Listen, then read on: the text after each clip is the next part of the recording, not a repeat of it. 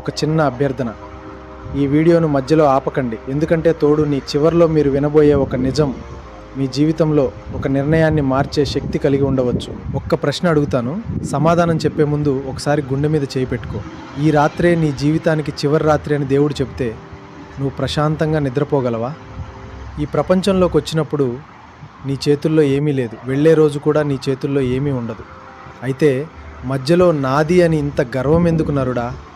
జన్మించినప్పుడు నీ పిడికిలి బిగుసుకుని ఉంటుంది, చనిపోయేటప్పుడు అదే చేయి తెరుచుకుని ఉంటుంది. ప్రకృతి అప్పుడే చెప్పేస్తుంది తీసుకెళ్ళడానికి ఏమీ లేదని. నీవు కూడబెట్టిన బంగారం నీ వెంట రాదు, నీవు కట్టించిన భవనాలు నీ వెంట రావు, నీ కోసం ఏడ్చే మనుషులు కూడా కొంత దూరమే వస్తారు.